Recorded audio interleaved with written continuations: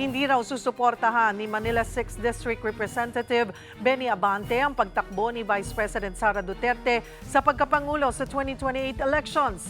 Sinabi niya na ni Abante kasabay ng pag-endorso niya sa ika-4 na impeachment complaint na inihain sa Kamara laban sa Vice Presidente kahapon. Kabilang sa batayan ng reklamo ang betrayal of public trust at culpable violation of the Constitution dahil sa mali umanong paggamit ng bise sa confidential funds at pagbabanta sa buhay ni Pangulong Bongbong Marcos at iba pang miyembro ng kanyang pamilya. Para pag-usapan yan, magkakausap natin si Manila 6th District Congressman Benny Abante. Magandang tanghali po sa inyo, Kong. Salamat po sa oras. Ay, magandang tanghali, Cheryl. Good morning. Good morning sa pagkakataon. Kong, himayin natin itong fourth impeachment complaint. Bakit Yes. ninyo guilty sa kasong betrayal of public trust si VP Sara? Well, hindi naman natin sinasabing guilty. I think it's the courts that would decide if ever the Vice President is guilty. But of course, alam natin na the impeachment proceeding is a constitutional mandate ng Kongreso. And we just would like the Filipino people to realize na kasi alam mo, sa totoo lang, during our hearings sa Good Government, of which I am the Vice Chair, and the Quadcom and the Tricom, she refused to take an oath. Pinabayaan lang niya yung kanyang mga deputies ang sumagot, no? Now, mayroon na siyang pagkakataon ngayon sa if ever the impeachment complaint reaches the impeachment court, na pwede niya nang sagutin lahat ng mga alegasyon. Kung ano naman po yung batayan ng ground na culpable violation of the Constitution laban sa kanya? Well, binasa ko po itong impeachment complaint na aking inendorso at nakalagay naman dito ang mahuhusay na mga aligasyon na ibinigay, no? For example, like the culpable violation of the Constitution, for example, like ano ba yung mga nakalagay dito? Nakalagay po dito yung circumvention of constitutional accountability for public funds. For example, like 612 million ang allegedly inaakusa sa kanya sa kanyang confidential fund since she was mayor of Davao City. Na kinakailangan sagutin niya ng maayos yan para malaman po ng taong bayan. Kung indeed na siya po ay hindi guilty dyan, then let the people know about it because it is she is actually under the control of the Filipino people na bumoto sa kanya bilang Vice President. For you to endorse this fourth impeachment, ito po ay nagpapakita na yung nilalaman nitong fourth impeachment ay naniniwala kayo na may basihan. Di po ba ganoon yun pag ini-endorse po ng isang mambabatas? Yes, of course. Alam mo, Cheryl, ako yung naging co-chairman ng Quadcom, di ba? Nag-Tricom pa kami at nag-Good Government. Sinasabi ko nga na ito na ang magandang pagkakataon na sagutin niya lahat ng allegation because she was not able to answer any allegation for that matter during the time that we were investigating the allegation of the confidential fund. Malaking balita po kahapon yung kanyang pagdedeklara na siya ay tatakbo sa pagkapangulo sa 2028. Anong tingin nyo dito, Congressman Abante? Ano po ang posibleng epekto na ito sa pag-usad ng impeachment sa Kamara? In reality, I would not in any way try to look into the minds of the other congressman. No? Pero itong impeachment complaint na ito, I would like to tell our people na this is not about 2028. This is about 2026, about whether the Vice President remains fit to hold the second highest office of the land. Hindi na po yung pagiging presidente ng Pilipinas. Yung candidacy announcement po niya kahapon, do not erase accountability. Running for president is not a defense to grave allegations. It is precisely why accountability must be faced squarely and promptly. Ano po ba niya maibibigay sa Filipino people, for example, kung halimbawa she will run for the presidency to continue the legacy of her own father? Ang question ko diyan ganito, siya ba yung magiging Pangulo ng Pilipinas just to repeat what her father did?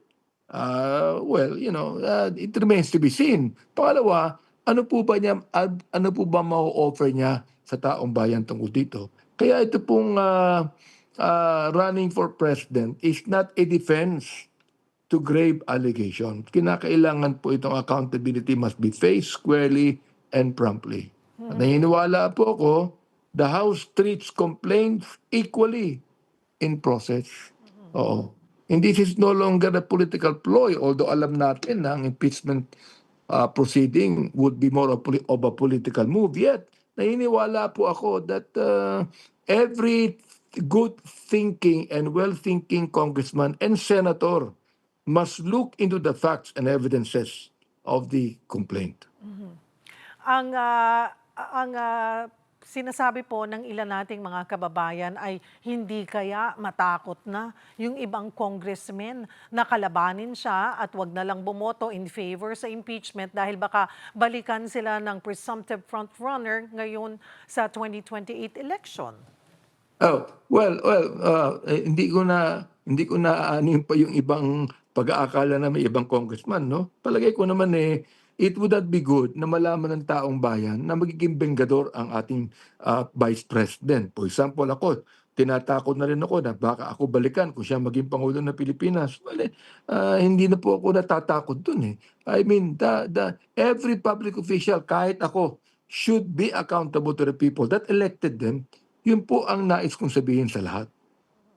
Pero kung amin na po natin na numbers game din itong impeachment, 1/3, ano? Yes. Hindi ko kaya maapektuhan yung bilang na kailangan makuha para magkaroon po ng development or ma-push po itong impeachment, yung 1/3 ng votes? Maaari.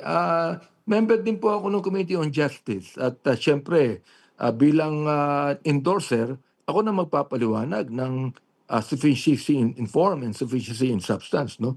May naniniwala naman ako that the Committee on Justice would look into the evidences and the facts. At naniniwala po ako na ito sa Committee on Justice talagang magiging positibo ang kanilang desisyon sa impeachment complaint na ito. Now, of course, hindi ko naman pwedeng sabihin yan sa ibang mga congressman natin. Pero the thing is, there were 250 that signed the first impeachment of the vice president.